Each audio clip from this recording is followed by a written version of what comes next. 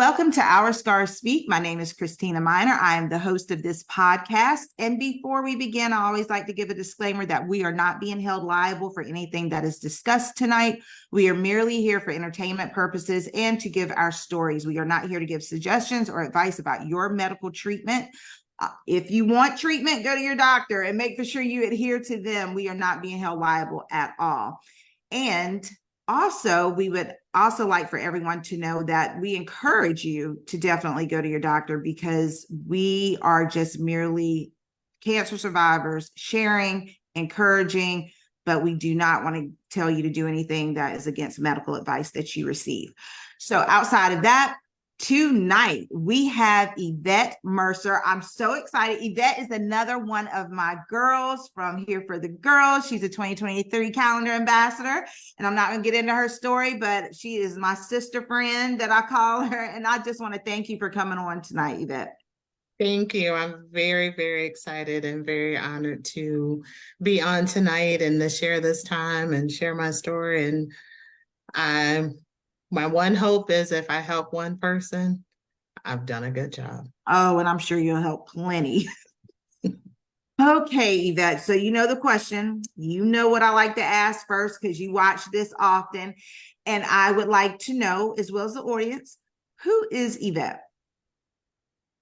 Who am I? I always tell people, I'm a good time. If you want to go. And I like to have fun always. I love laughing is my favorite. Just getting together, having fun, helping others is a big thing that I love to do. I love my family. I love my friends. Like I said, yeah, I'm a good time. That's who I am. If you want to have fun, I'm the person that you should probably ring the phone. And that is so true because every time that I hang out with Yvette, which we've hung out quite often here lately, and she is a good time. She has a lot of fun. She loves to laugh. That's one thing that I think when I think of you, I'm like, man, she loves to laugh. You love to laugh. Like you have such a beautiful laugh and you're just fun. You're fun, but also you're such an encourager. And I know that you definitely love your family. You love your church. And you're an encourager for sure. So also, I know, of course, you're a breast cancer survivor. And before you got diagnosed, I would love for you to just share with everyone, like, what was life like for you? Like, what was going on? You can go back as far as you want to go back. This is your interview. But, just what was life like before you even found out your diagnosis? Just living life like normal. I had, recently gotten married in 2018 to my husband, JR. We had, been friends for a very long time. We were actually, best friends and, started dating. My whole entire family kept saying, I don't know why you guys don't get together and get married. I was like, nope, it's not happening. We're just, he knew he knew so he waited. But we had just gotten married in 2018. Kids are growing up. Natalie is getting ready to start kindergarten and, just living the normal, day to day. Okay. So you had at the time before you found out she was 4, you said? She was 4. She was 4. Okay. And then your son, you have a son. Jonathan was 8. He was 8. Your daughter was 4. You had just got married. Just gotten married. We had celebrated our 1-year anniversary. I don't know, am I skipping ahead before? No, you're fine. You're fine. You just because we got married in 2018. Mm-hmm. So we had just celebrated our 1-year anniversary. Wow. And about a week and a half later, I got the news that I had breast cancer. Okay, so wow. So if you could kind of go back before you got the news and what exactly so how old were you? Let's start there. How old were you right before you found out? 47. You were 47. So you Mhm. had been getting your routine breast cancer screenings and doing them at home and going to the doctor? And going to the doctor. So what was strange about that year, so this was 2019. Mhm. What was strange about that year is that, I have been getting mammograms for, a very long time. I actually had a surgery in my early 20s. I had some fibroids that needed to, be removed and everything. But so ever since then, I always had to go because they were like, you always Okay. need to come back. And I was used to checking and everything like that. So that year, when they called to schedule me, they were like, it's time for your mammogram. And I actually almost skipped that year. Oh, Truly. I was like, they always come back fine. We really don't have any history, and I don't know. It was just, there wasn't any rhyme or reason to it. It was just like everything came fine. It was, I don't know if I was just like busy or just felt right. like I didn't really have like the time. And when I went for so I decided to go, Right. for my yearly. And like I said, we were celebrating our 1 year anniversary. So that was another thing I was excited about, going out of town, getting the kids situated. My, cousin was, keeping the kids that weekend. And, I was just, we're planning on doing this. I'll do it when I get back. But I actually went beforehand. And then when they read the results, the radiologist noticed it was different from the previous year. So Okay. she was like, well, let's just do some extra steps. She goes, it came back kind of looking different, but I just want to make sure. So we did the ultrasound. Mhm. She did two things. She did the ultrasound and then she went ahead and did the biopsy at the same time. But she's like, I don't really think it's anything. So I was thinking like, oh, they're just being extra cautious. My stuff always comes back clear, clean. Mhm. I'm safe, it's everything is fine. And so then, like I said, we went on, celebrated our anniversary, went to Maryland, went to the MGM. I mean, we had a really, wonderful and great time. And then, like I said, a few days later, they were, called and said that, we needed to come in. Mhm. And when they said to come in, but don't come by yourself. Mhm. Now, my husband thought he knew then that something wasn't right. Right. I'm still thinking, oh, well, they just want to go over. I don't know. They're just going to tell me some stuff and I'm going to be fine. Uh-huh. But, everyone says now, that, when they call you back, it's, the cancer room. And Mhm. that truly is a thing. And, so when we walked in and, sat down and the radiologist and like I said, she thought herself that it wasn't anything. Right. And when she sat down, she's like, I'm really sorry to tell you, you have breast cancer. After she said that, I couldn't tell you what she said. Wow. So let me ask you a question. So you got the result that Mhm. you had to come back because they wanted to check something out. When you came back the second time, they did the mammogram and the ultrasound, right? Mhm. Then you went on vacation with your Yeah. husband to celebrate. Mhm. So did they do, and then the next call was come in, but did they ever do a biopsy They prior? did the biopsy when they did the Okay. ultrasound, she went ahead and did the biopsy as well. Okay. So, because I was about to say, wow. Yeah, she did it all in one. But Okay. because then I was curious at that point, and she's like, "Well, I just want to be extra cautious. I still don't think it's of anything." And so again, it was not anywhere near my thought process that she was going to come back and say that I had breast cancer. Right. And when you even talk about like, oh yeah, I was just gonna, you're gonna get your annual, but it was Yeah, sort but of I like, just wasn't getting it right then. yeah, and I was busy. I'm celebrating. yeah, Everything is, but that's life is important. good.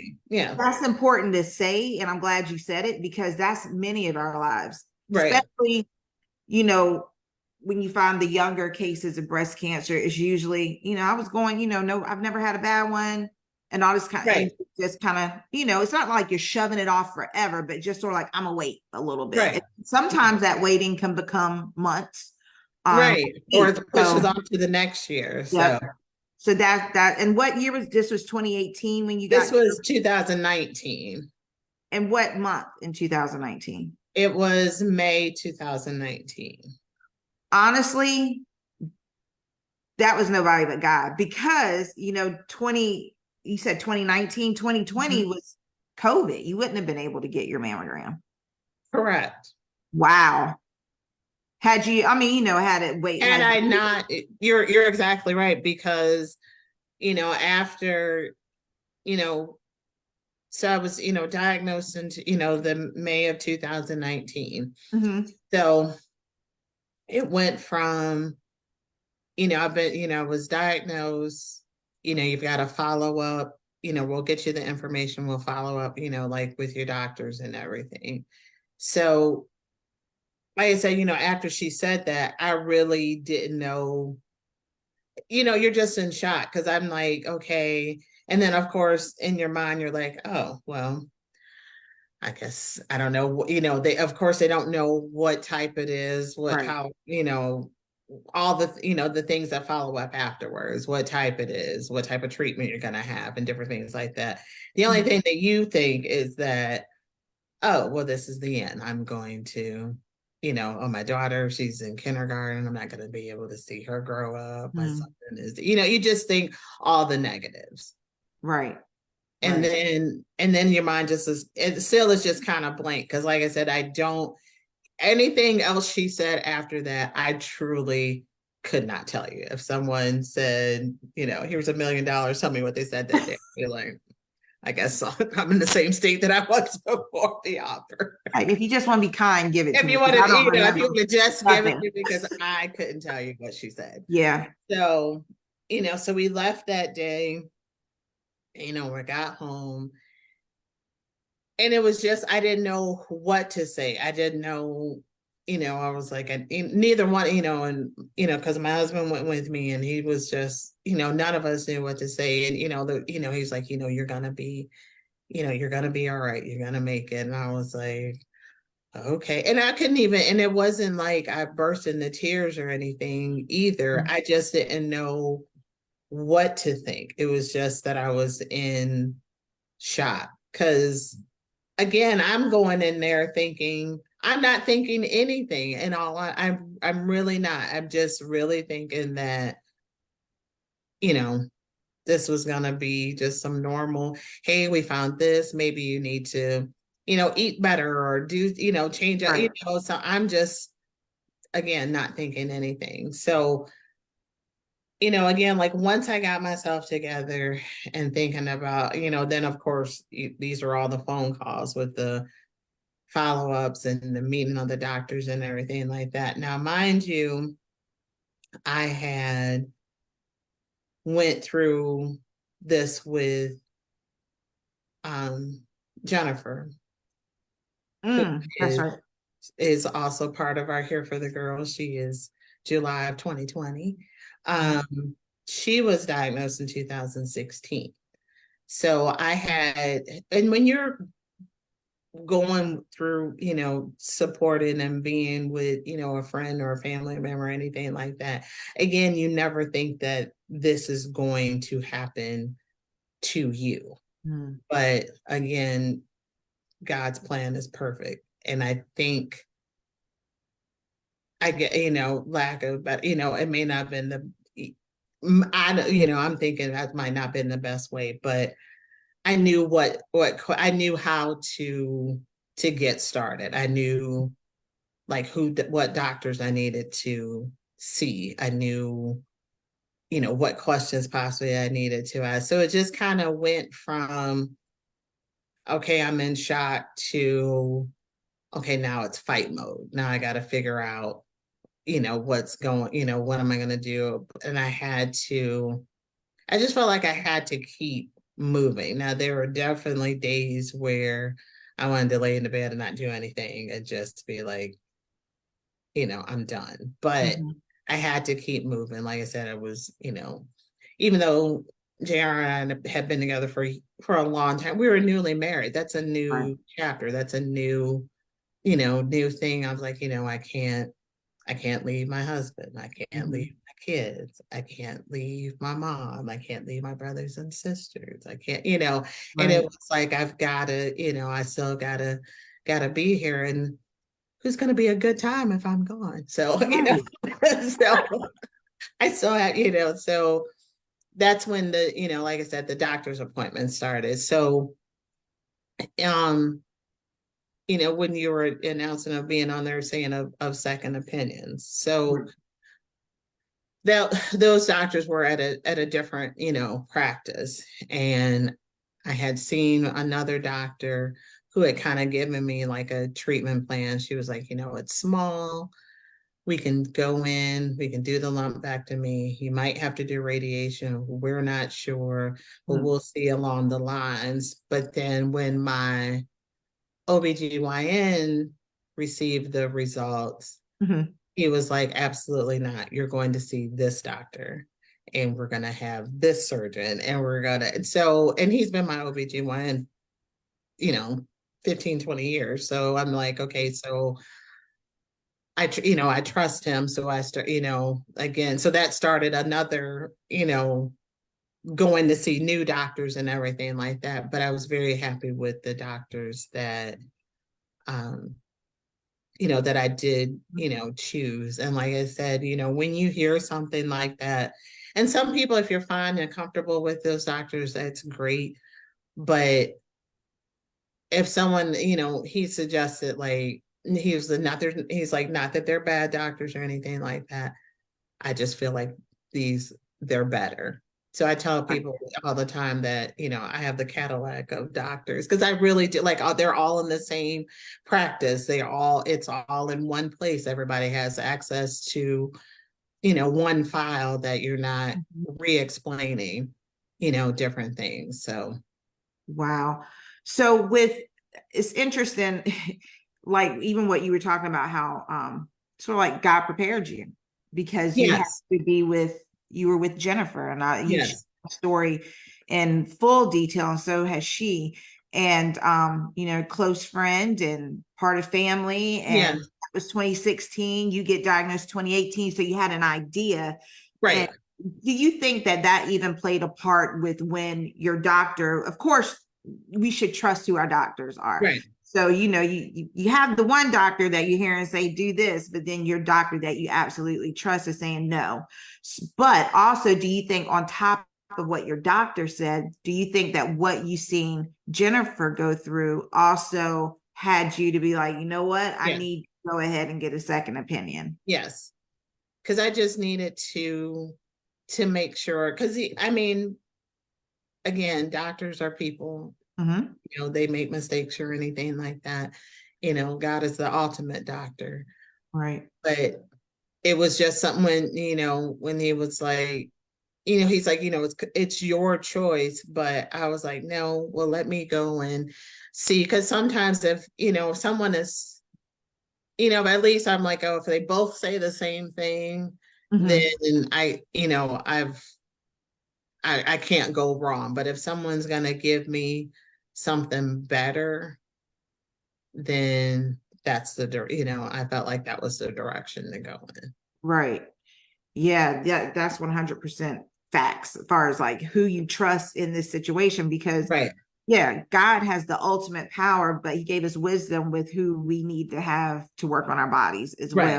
right, So right. when it came to getting this new set of doctors, Mhm. what exactly did they say as far as diagnosis and your treatment plan at that point? They said pretty much the same thing. The other doctor, she was talking, possibly a double mastectomy, and Okay. which again, like I said, I knew that, whatever that needed to be done, I would have done them. But what was different with my doctor that I went with, he said that's not necessary at Mhm. this time. He's like, but if I chose to do that, he would do it. But Okay. he was, had said, the tumor was small.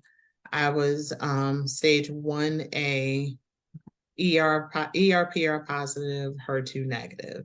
Mm, So he was like, he believes, he's like, a lumpectomy and radiation, and you wouldn't need to do chemo. okay. So that was, so I was like, okay. I was like, I go, do you, how definite are you? He's like, well, I'm pretty confident, but of course we still have to do, tests. I had to do, MRIs, ton of blood work and everything from there. So like I said, diagnosed in May of 2019. Mhm. Did a whole bunch like tests and doctor's appointments all in between there. And then my surgery was scheduled July the 2nd. Okay. So right before the 4th of July. July 2nd, 2019. 19. Okay. Yeah. Because I think July 2nd, 2019. Yeah, I met you around some Around period that of time time. when you Yes. had an infection. Like we were both going Yes. through it. Yes. We So were it both- was, and it see, was that was rough. another thing too, it was, so like I said, that was July, 29th. So it's in, it's May, it's in another school year. Like I said, Natalie is little, she hasn't even started school yet. Right. So, I'm very thankful through this whole entire journey that I had my family, I had my friends, I had my Mhm. church family, my brother and my sister-in-law, they traveled, came and Mhm. took my children for the summer. Well, they go every summer, but they came early, got them so that when I had the surgery, I didn't have to worry about where the kids were going to be, what they're going to be doing. So between my brother and my sister-in-law and my other sister and my brother-in-law, they, split between the Okay. kids to make sure that my kids were taken care of. My best friends, they all rallied, around what do you need? What do you need to do? I had a friend of mine she was one of my first friends that I met when I moved here. Her name is Crystal. She's a nurse. She came and took care of me after my surgery, came and stayed, with me. Mhm. And I'm definitely a person that I'm independent. I don't like asking for help. So if I'm coming to you and saying that I need something, it was some long conversation with myself of saying, okay, I have to extend, somebody has to help me. And that was one of the biggest things that I learned. Because I will do everything for you. I will drop everything, do whatever that you need to do and be there. But if I need something, I'm going to try to do it myself. And that's something that I have myself. And I've also learned that, I have to ask for help, and that I can't be in control of everything. God is in control, and I have to trust him more than myself, because Mm. ultimately his plan is better. Me doing my own things my own way doesn't and hasn't worked out for me. So I had to, that was a lot. That was another thing too. So through this, even though it was very, tough at times, that is a Mhm. big lesson that I would say that I learned. So you had to really learn to be vulnerable. Yes. Yeah. And let go. And That let go whole and part. let the whole, yes, and let someone else, Yeah. with that. So after I had my surgery, and again, like, the doctor said, this is really small. We'll go Mhm. and get everything out. I had the lumpectomy. They took 2 or 3 lymph nodes and Okay. tested those, and those came back clear. So he felt like, we got everything. So, at like 30 days later, they want you to start radiation. Mhm.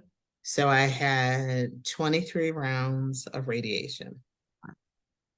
And so that was the middle of August. So I finished like September the 18th or 19th.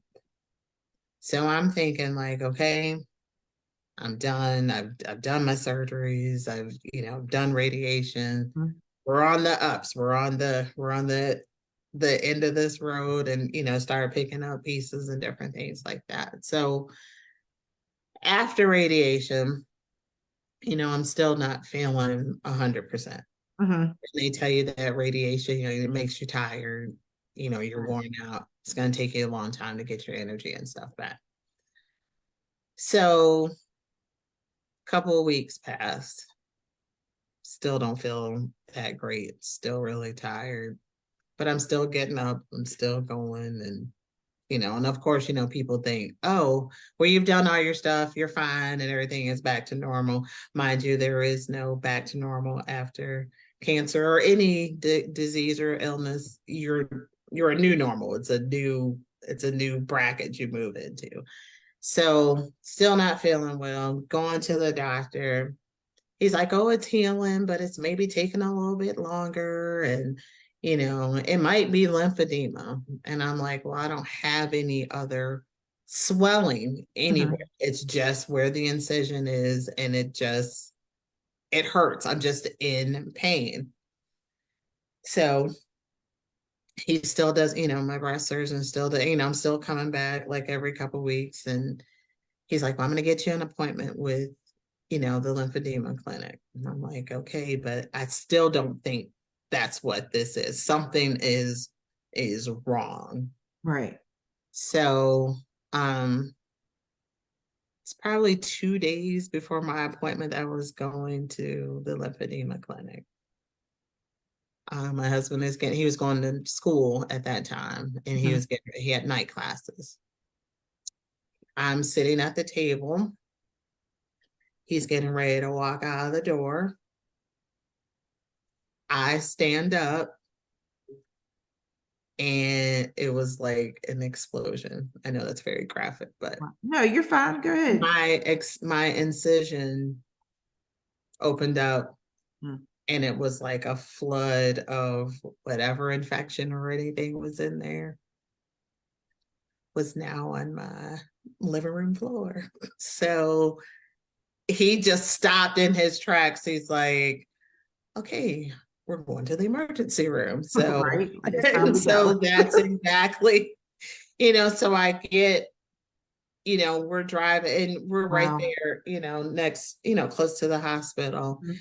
And I had messaged the doctor that same day of still saying, hey, I don't feel well. Now they were really good in getting back to you. Like I can Mhm. leave a message through the portal or call the office or whatever. And, you know, they've called like after hours and everything. So his nurse called me, and she was like, well, I got your message earlier. Things you're not doing well. I was like, yeah, I'm not doing so well that I'm in the emergency room. And she's like, what? And I was like, yeah, I've Wow. been telling you that something was wrong.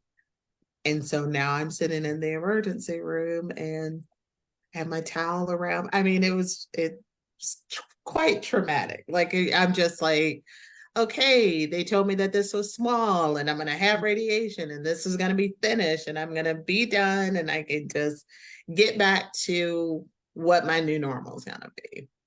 So now this starts a whole nother cycle of, I don't know what's wrong. So of course, immediately I'm in the emergency room. Mhm. They get me patched up and everything. They don't research it and say, they just put bandages and everything on it. So um they, they're like, you need to see your doctor the very next day. So that morning, but by this time, I'm pissed off because I've been telling you that something was Right. wrong. Oh, I don't know what, happened. And then he's, my doctor is more, which I'm thankful for, again, he's a norm, he's a doctor, he makes mistakes, whatever. But he was like, I've been doing this for 30 years. This has only happened one Mm. other time to a patient. And I was like, well, lucky me. Again, I drew the short straw. And I was like, so what are we? But I was so mad that I didn't even talk in that appointment. JR had to talk for me because I told him, I was like, why weren't you listening to Right. me? So that's another thing of, again, because if he wasn't going to listen to me, I was about to call somebody to say, somebody figure out what is happening, what is going on. I have a question for you. I have a Yes. couple of questions. So first of all, did you have to take tamoxifen? Yes. Okay. I'm still on it. So you're still on tamoxifen for a total of 5 years or 10? 5. 5 Okay. for right now, and praying that next year in April, You'll when be off. I go in there, he says we're done, and I can say yes, I can stop taking this. And what grade of cancer was it?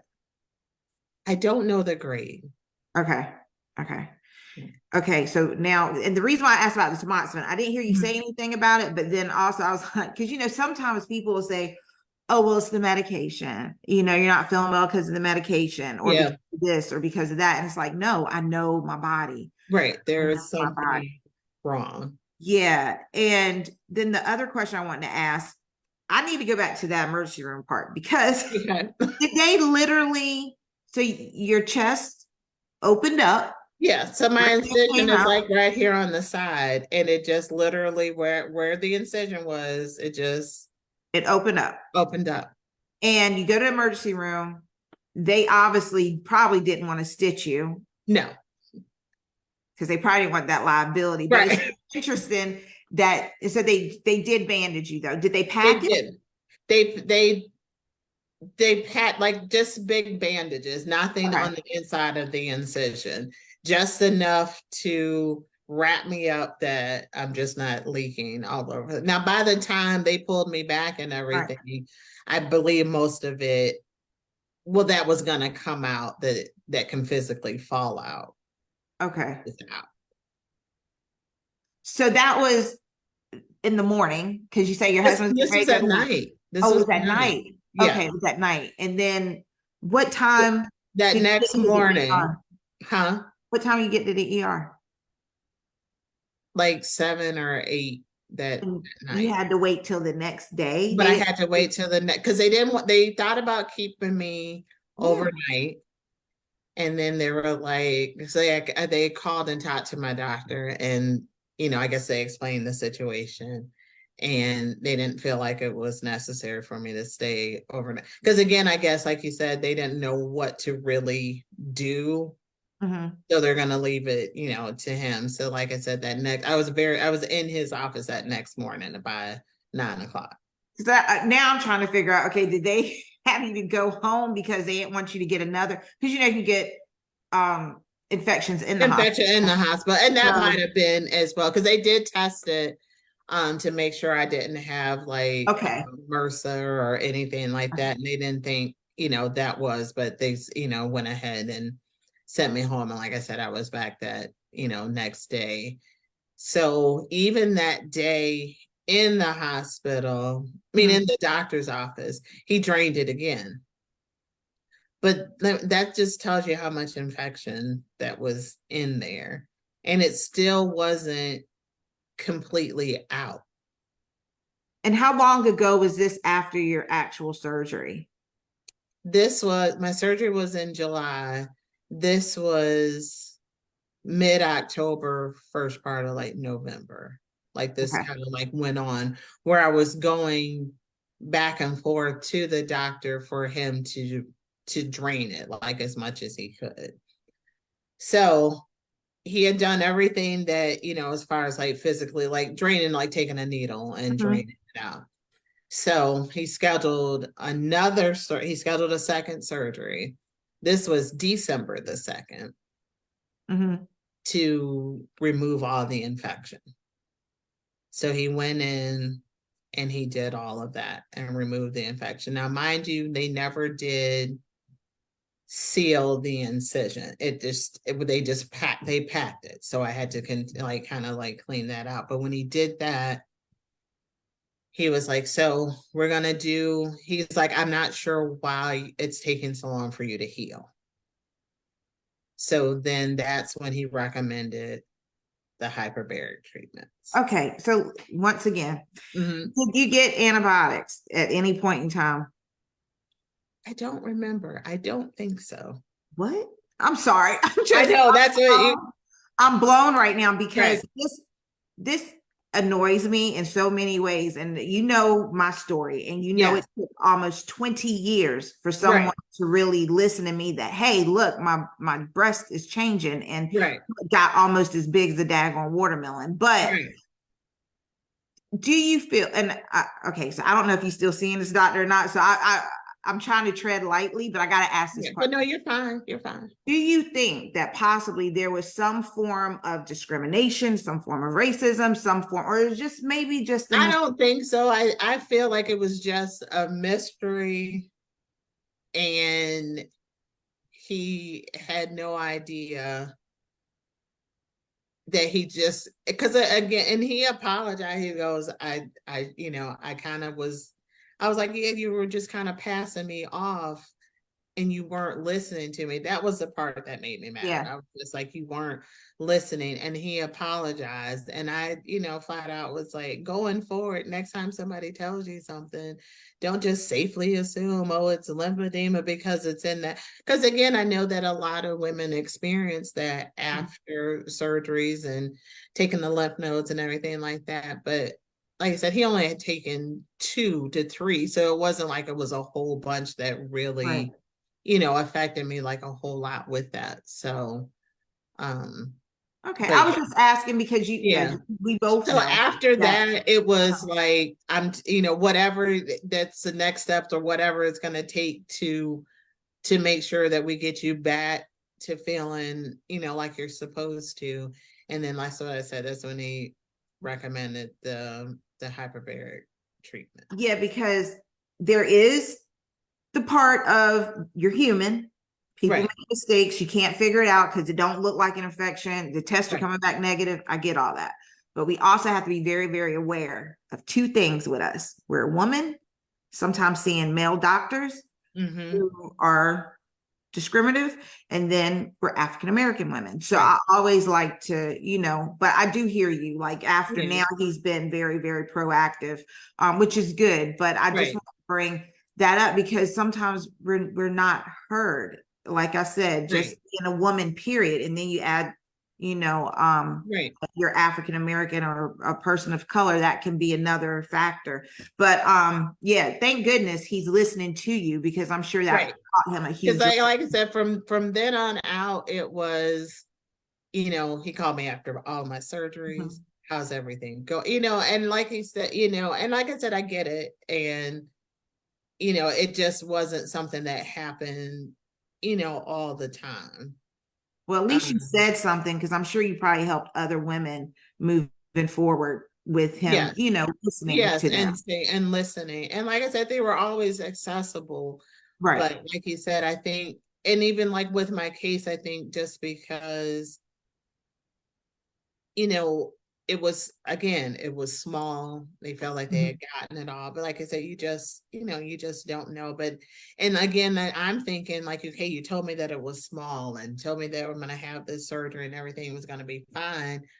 I should be feeling fine. I should not Right. be in pain. I should not be um there's a picture that was on the reel. It's me and my niece. I call her my twin. Um, and she came to visit, and that was in October, and I was still like really, really sick and not, feeling well. But when you're just going, you're getting up and going, you Right. think that you're fine. Until I saw that picture, I did not realize how sick I really, really was. And I Oh, was and yeah. I was sick.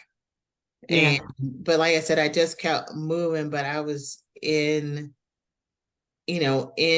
pain all the time. Yep. Because I remember meeting you via internet. The internet. That's when we were Yeah. having When you our got meetings. You were going through that. I was yeah, going through capsular contracture and breast implant illness, and I had no yeah, clue what was going on with me. And my expanders were about to pop out my chest. yes. And I remember you talking about the hyperbaric chamber. And I Mhm. was like, oh, she real sick. Cause I used to work in the medical field. So I was like, Yes. oh, she got Yeah. infection And real bad. that was that precaution. Cause I'm thinking, you hear like, hyperbaric treatments and you're just like, Yeah. oh. And so when I walk into the room and I see this, I'm like, oh my gosh, I'm about to be like Michael Jackson sleeping in this. It does look like that though. Like But that's exactly what it looks yeah. like. And it's, and I really wasn't sure what to expect, but and if people can Google it, but what it is Yeah, that explain it. they have them for all types. Now, this was the actual chamber. I'm going in full body. Now, some they have where you can sit in a room or you have it. I think they have the ones they can just have like over it. Just looks like a. I don't know. I've only seen the I'm one like, where you put the whole person in. yeah, so it's and I think they have different ones that for diabetics and wounds. But I went to it was at Chippenham wound clinic, Mhm. and these treatment, like I said, they first ordered 30, so I had to do it for 30 days. Really? How long? Well, I'll let you explain. Go ahead. So it's 30 days. Wow. You go every day for 2 hours. Whoa. That's longer than radiation because radiation is what, 15 minutes? 15 minutes, if that. And so when they're explaining this to you, they're like, you can't, no hairspray in your hair, no nail polish, no, no acrylic nails, no, like I said, no fingernail polish, no oils, no any, you have to, it's just completely, it's just you. Um, and you have to wear a special gown. And that, yeah, you put on the special gown and you get into this chamber and it's freezing because it's pure oxygen. And when they put you in, like I said, you're in a special gown, you're completely, you have nothing on, there's no taking. And what's crazy, it's pure oxygen. And you've explained this to people that, you light a match, you're going to blow up. But people would still try to sneak like magazines into the chamber, their cell phones. It's crazy. Mm. But and they would literally search you before they put you in just to make sure. But they gave you little special socks that you got to wear for you so your feet aren't cold. And like I said, you had on this gown and they pile on the special blanket so you won't be, cold. So you go into, and like I said, mind you, you're in there for 2 hours, and they had a little special they had a TV that was over, and I got to go Monday through Friday from 9 to 11 and be in this chamber. It took about, when they put you in and that you put it in, you lock, and they lock the door and you can hear the oxygen coming through. And it's equivalent like you're in a submarine because they put you under all of this pressure. So some people, your ears would pop if you couldn't stand the pressure. So they had told me before, they're like, if your ears can't stand it, if you feel like it's too much pressure, we'll have to bring you back up, but you're going to have to go get tubes. That doesn't happen to everybody. It happened to me. So, You had to get tubes in your ears too? I had to get tubes. And this was after maybe the third or fourth treatment. And it was like one day, and I was like, I can't do that. And because as they're doing that, you're at this pressure, you're at this pressure. How you feeling? How you feeling? And it was just like one day, I was like, my ears are going to explode. So of course they have to reverse the process, which is not bad. Just can't bring it back up. Right. So, and like that same day, they're like, you've got to go today because you can't miss the treatments in between. It has to be consistent. So I had to go that afternoon, and I understand why they put kids to sleep, to put tubes in your ears, because it's very painful. But as adults, you get some little numbing drops and they just go in there and do it. And again, so I got it that afternoon, and that next morning I was back in the chamber. So did you have fluid in your ears and that's why no, it was just the pressure? It was just the pressure. Whoa. I didn't know So that part of your story. it I was, didn't know about this. yes. But, it gave, so I took it, as is. I'm like, okay, so these 2 hours, um, there were some mornings that I slept for the 2 hours, or, I watched a lot of movies. They had a whole lot of array of videos that you could sit and watch and different stuff like that. Or, just a lot of times I just either be in there just, thinking, of course, a lot of praying and, Right. hey, how am I gonna, like get through this? So they so the incision was starting to heal in that process, and that was the whole thing. They wanted the incision, instead of stitching it, they wanted to close on its own. So it basically closed was it from the inside From out? the inside out.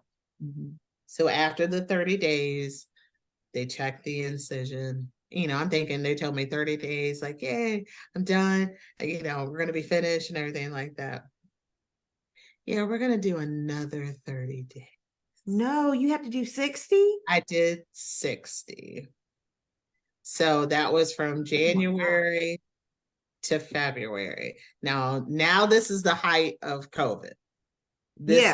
This is February. So now this is everything on the news where everything's starting to shut down slowly. So I had finished my treatment, and they were going to do one more. They were going to go and they were going to do one more surgery to go in and make sure everything was cleaned out before they closed the incision all the way. Because, like I said, it healed from the inside out, so it's starting to close on its own. But they wanted to go in and make sure. This is March, and it's March the 19th. My surgery was the next week. That Friday is when they were going to cut off elective surgeries. My surgeon said, absolutely not. And I literally got in the day before they cut it off. Wow. Because, after that, it was, it was no shut one down. can go into the hospital with you. Everybody was shutting down. So JR was able to, go in the hospital and everything with me. And I had that surgery. And then, like I said, that next day, that's when everything shut. Okay, so that's when we met. Okay, I was wrong. We But met. we had COVID. just, like I said, I was going through that. Yeah. At that same time, like you said, and that's why you didn't come. Because you got surgery and I felt like I was dying inside and I couldn't get surgery. I had to wait till after COVID. Yeah, because you had but you were telling your story about the chamber, and I'm like, whoa. Yeah. And I remember that because I think you had come to one meeting. Yes, I had come like just to that one. Wow. So, oh my goodness, Yvette. It was, like I said, it was a lot. That is a lot. So you had the surgery, and then were you okay after that, or did So you? after that, of course, like I said, it's it's COVID, and now it's, you still got to follow up with everything. But then this is where now everybody has to wear a mask, and no one can come to your doctor's appointments with you. You're just rolling solo. Yeah. So, I said, then that's when, again, like everything shut down. So, it's working, everybody's working, from home. Now the kids they've just stopped school, school is shut down. And then I couldn't go, I absolutely could not go back to work. I had to do, thank goodness I could work from home, but I couldn't be around people because my immune system, I didn't have one. So, it was at that time, like the job that I was at, they were have people working at home and everything like that. So JR was still working, but of course he couldn't, like, so when it turned into he's getting undressed at the door and he's, clothes are going to the wall, it was just like you could not, no one, I couldn't be I couldn't pick up anything because it just wouldn't. So it was not only myself, and then my son is Right. asthmatic. So it was a lot just to go through. I was thankful that I made it through before Mhm. the cutoff, because I don't know what would have happened, in between there. So obviously your immune system was compromised because obviously the infection, but Yeah. you were better from the infection, but then you had the surgery again, Right. which a lot of people don't know, but that can plummet your immune Mhm. system. Wow. Okay. So I did not know you went 60 times. Yes. No. And Good. and it seems like it was such a long time ago, and I think about just the different things of, doing that every day. That was too, and thank goodness I worked where I did. Right. They allowed me, whatever I needed. At least I didn't have to worry about my job. That's good. they just made sure, get better. Right. So before we get into like when you discovered Here for the Girls, before that, can you, because I know there's another piece to this that you found out during your blood work and things of that nature, because I always like to ask people, was there a genetic mutation in your family? Mhm. Yours is different. Yes. I found out because we always talk about the BRCA1, Right. BRCA2, and then what Dr. Spina was telling us about the whole panel, which is a Right. plethora of different mutations. Different You things. had one, and I think she did touch on it that night a little bit. I can't remember, but explain what exactly, and also explain if anyone in your family was affected, if you don't mind, Okay. by this mutation, because not too many people I've heard talk about this particular mutation. So, again, that was the height of like COVID. So it took forever for me to get like into the genetic doctors and to get the results and everything back. So come to find out, I do have a mutated gene. It's NF1. I don't know the scientific name like right off my hand, but it's shortened to NF1, and it is a link to breast cancer.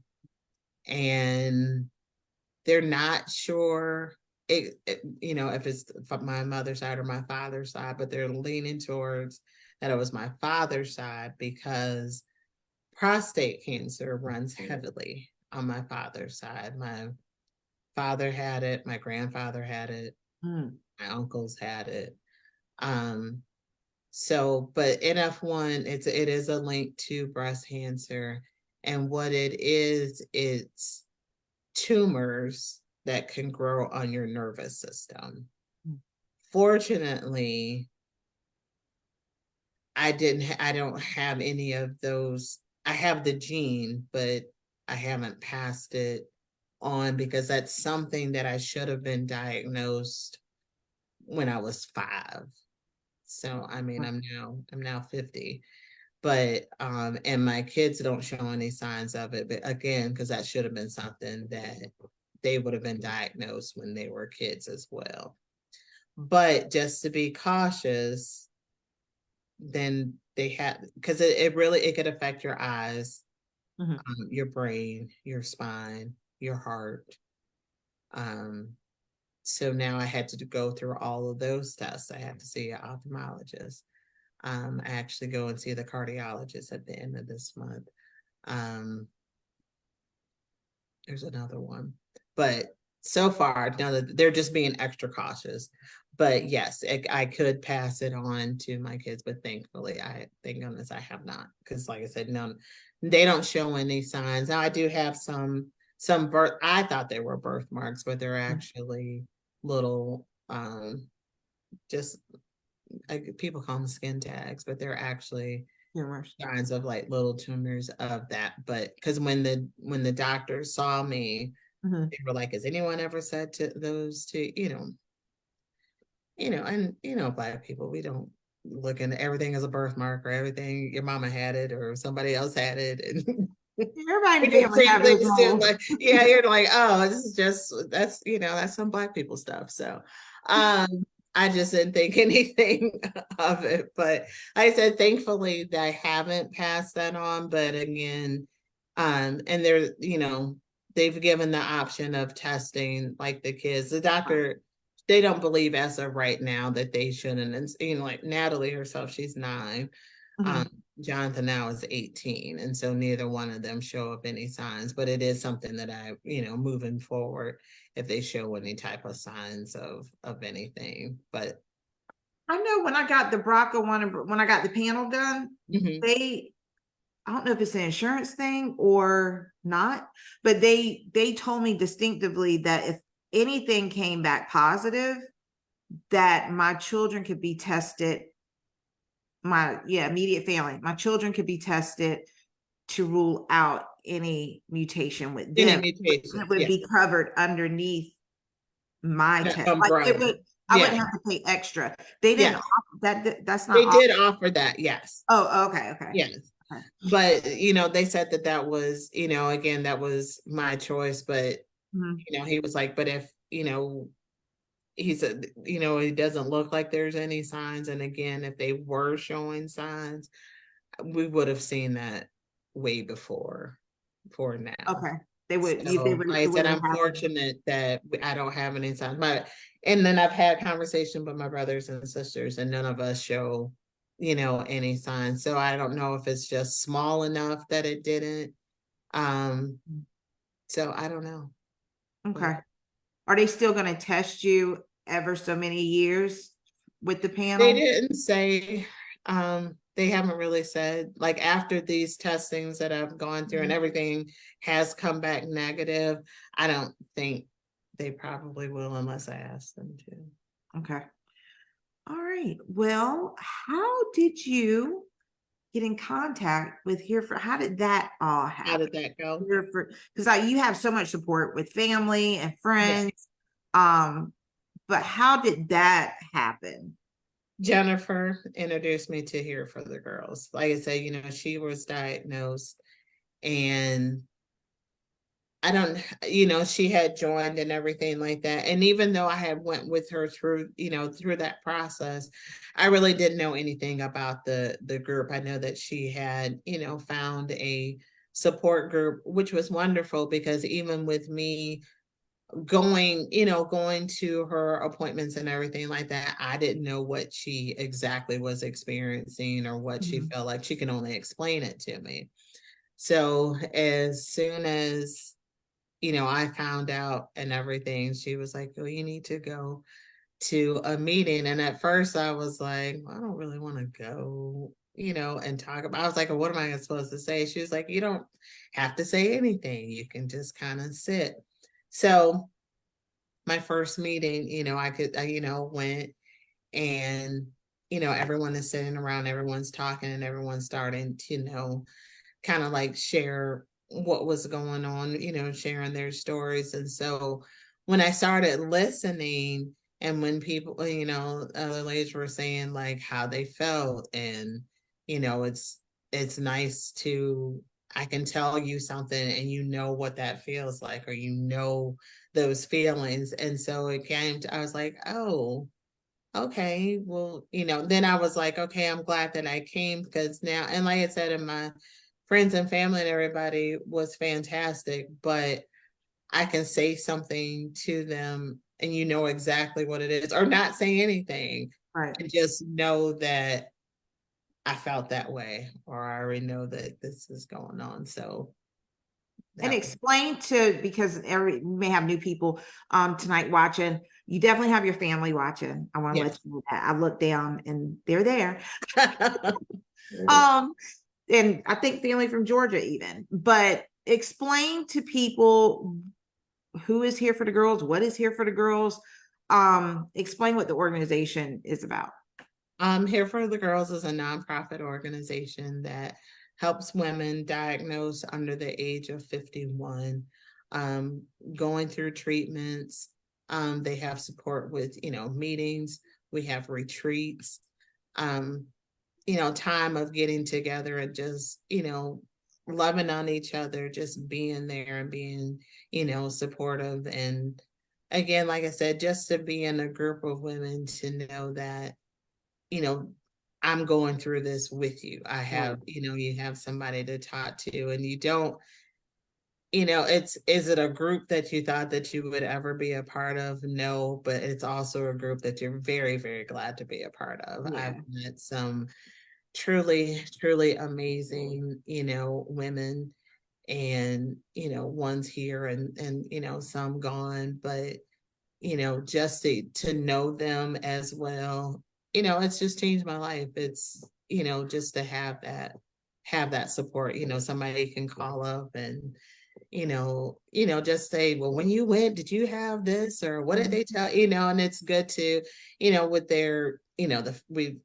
have our Facebook page, that we can private message it. Hell, well, does anybody, and it's another way of connecting.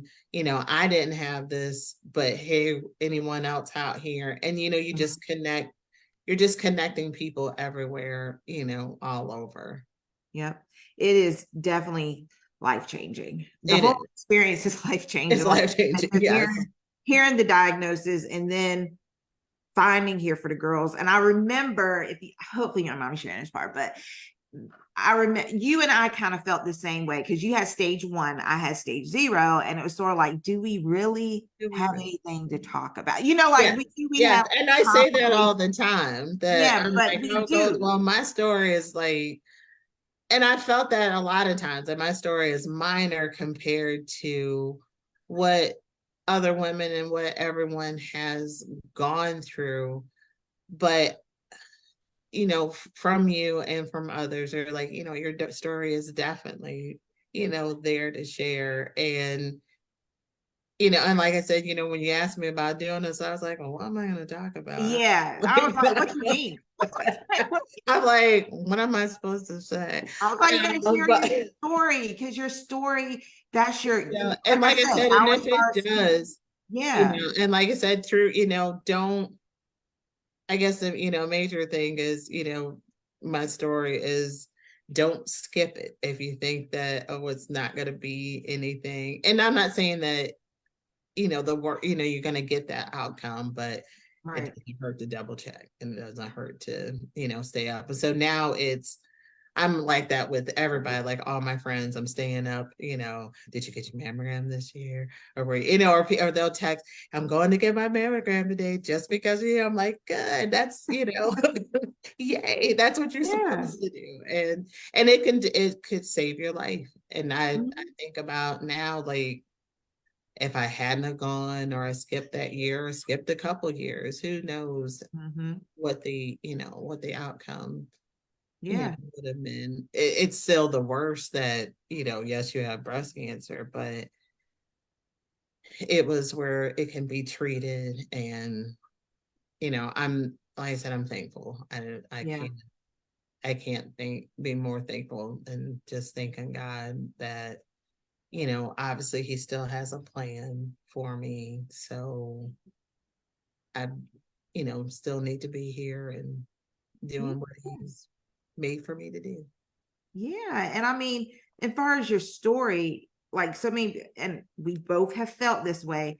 Well, I didn't go through chemo, or like for me, I didn't go through chemo or radiation or tamoxifen, but you and I have had this discussion Right. before. But at the end of the day, we still have a story, because there's somebody out there who may have an infection tonight that don't know what to do, Don't and know what to don't know to do. go to get a second opinion, and maybe they're getting ready to have theirs pop open and don't realize that it's going to happen. But maybe something you said can have them to go to the doctor tomorrow. I mean, there's so many aspects, because just because you don't go through chemo or radiation or tamoxifen or Right. whatever all the treatments that are, because everybody has different ones, there's still some aspect of each of our stories that is important for people to hear. Yours has plenty, like the chamber is. Yeah, I mean, it was, like I said, everything was a lot, but again, I'm thankful to Yeah, still, be here, and to be able to share and still do the things, that I like to do, and helping others, and absolutely. having fun. And I'm glad you came up here to share, because people need to hear everything that you've gone through, because there's so many aspects to breast cancer outside of breast cancer, meaning complications that people have never heard of before. Right. And these stories are bringing light to that. So that's why I like to hear everybody's story, because everybody has a story that can share. You know, even if they didn't have any complications, maybe they had a gene or whatever. It's just important, period. Yes. But so did you, for those who can see the video, would you like to show your month? Because you're Miss December. It's December. And explain about the calendar too. Explain like what's on it for your month so people know. For the month of December. Yeah, like you have your bio or what's up there. Yes. What exactly outside of the picture in conjunction? It's just my story, just basically, it tells a little bit about me and I guess, like who I am and everything. Did you want me to read it? That's up to you if you want to. That's up to you. All right. Well, I'm Miss December 2023. And it just starts out, like I said, it just tells our calendar this year was, in our own words. So you just describe like what's going on. And it's just basically the same thing, that I said before. I'm the youngest girl of 9 siblings. I have 4 brothers and 4 sisters. I am from South Haven, Michigan, little town. Shout out, go Rams.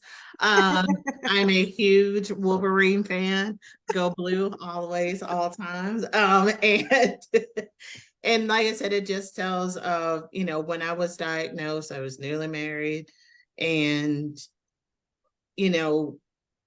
just telling just basically what I talked about tonight. But the one thing that I didn't, as you've heard me speak about, having, giving thanks and praises and, honor to God, because that is truly the only reason why that I am still here is by, his grace that I am still here. And there was a scripture that I always read. It is Isaiah 41:10.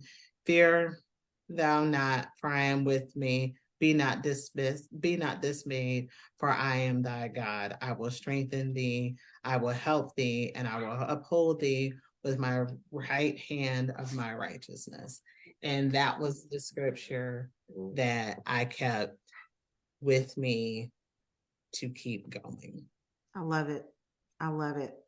So with that being said, there's 2 things you got to do before you leave. All right. The first thing is share with the audience a word that can help someone who either has newly fresh scars and having a hard time dealing with them, old scars that they're ashamed of, or wounds, open, fresh wounds that can help them get through the healing process. A word and why you chose that word. When you asked me that about, I was like, oh my gosh, I have so many words. What word would I choose? Like I said, everything for me just goes back to my faith. And so it's 2 words. It's trust God. And you have to. If you don't know God, you can message and call me, and Christina will pray and talk with you. But when a life crisis is going on, God will meet you right there. And it doesn't matter what you've done, what you're going through, he's going to meet you right there and pick up the pieces and just keep you going. So my thing is trust God and keep going. Trust the people he's going to surround you with, and keep moving. I love it. And you had a song for your reel. I did. So if you could tell people the name of the song, the artist, in case they want to find it, and also share with them why you chose that song. All right. So the song that you hear in the reel is called "I See Grace." It's by Micah Tyler. And when I listened to the words, and it, like I said, it wasn't out when I was going through my treatment, but it is a song that I listen to all the time. And because it just said, I see grace, hallelujah, I stand amazed, because that's what God extends to us every day, is his grace and its mercy and his mercy. Regardless, again, of what we've done, he's always there. And I try to do my best to extend grace to others. It is not very easy, but I do my best, because I think about God extends grace to me every day, and I'm not perfect. I mess up every single day. But they extend grace. There's a part of the song that says, the devil says, I don't deserve what you did on the cross. And he's right, because I don't, but God did it anyway. Mm. And that's always, it's like a little rap, like in between it. But it really like speaks to me, because it's like, he's right. We don't deserve that, but God loves us so much. Right. And, even through the, tough times, and we may not get the end result that we want to have, but still, I just know that promise that whatever happens, God has me in his hand, and through his promise, the ones, we'll all live forever in his kingdom together, and all of us will be fully healed, and we'll be able to celebrate. And that's what I hold on to each day. I love it. And if you want to share, because you did mention that if someone wanted salvation to come I did. Do you have like do you want them to find you by way You of can find me via, or Facebook, email? Facebook or Messenger. So just send me a message. Where can they find you? What's your handle? Instagram, I'm at Yvette's, thanks to my sister-in-law, Adams? who has nicknamed me that. I'm gonna have to sit. And, I got it. I can copy and paste. Yes, and and then Facebook, it's Yvette Mercer, and reach out, to me that way. If I don't say this at the end, my coworkers are gonna they want me to shout out to my new coworkers at my job. They know who they are. And like I said, I shout out to my BFF crew, and Crystal and Tina and Carrie, and I could probably name a whole bunch of people. Thank you. Oh my God, I gotta come up here and now I gotta shout out for this. I gotta shout out to everybody and everything. But and I love my church, Beacon Hill Church. Pastor Dr. Michael Moore. But like I said, it's just me. I hope that I've reached, someone, and got to spend the evening with my sister friend, Christina Minor, who I do her PR for her on the side.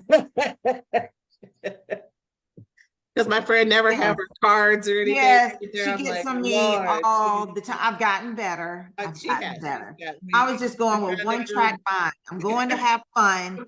I'm not going to publicize anything or whatever. And here she is, everyone. Where's your cards?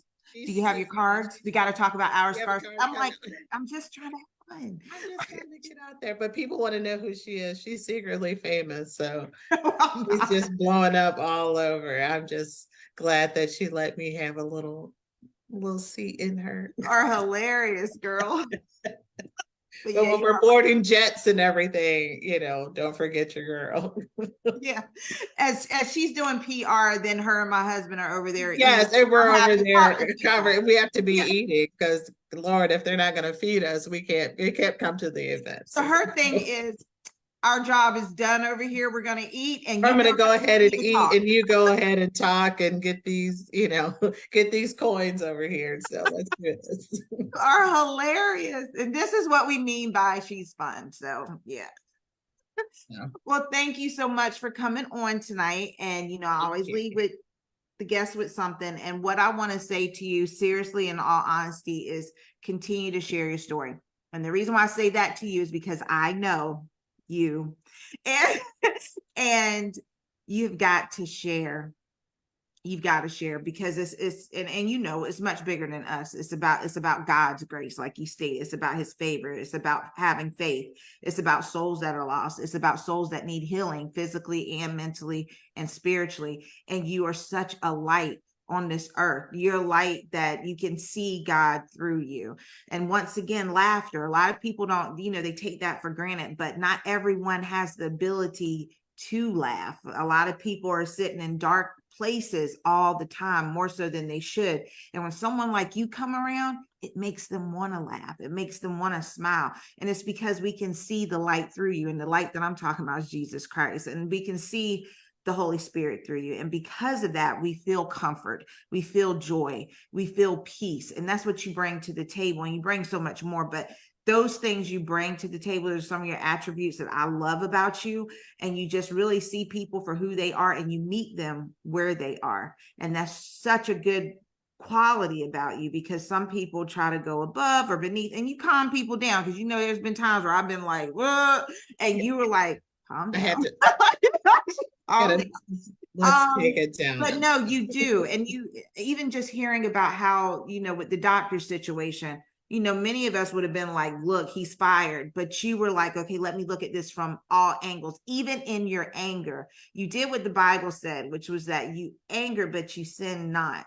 And that's very, very difficult to do. You didn't speak too quickly either. So I thank you for setting an example before all of us of his love and his attributes as well. And I just commend you for even coming up here tonight and for sharing your story. And just know that your story is very, very impactful, and it needs to be heard. It needs to be written. It needs to be shared wherever you possibly can and do it often. But I love you so much. And I just thank you for taking the time out for coming on tonight. Thank you very much. It's been great. And I love you and I thank you. I love you. Merry Christmas to everybody. Shout out to right. Oh gosh, it's so close. December 25th. It's my birthday. Oh wow, it's your birthday? My birthday is Christmas Day. Oh my gosh. That's why I wanted December. That's right. That's right. Your birthday. Yeah. Thank you for explaining that too. I appreciate it. Well, everyone, this is another episode of Our Scars Speak. We thank you for joining us tonight. And remember that your mental and your physical scars speak a story that can heal the wounds of another.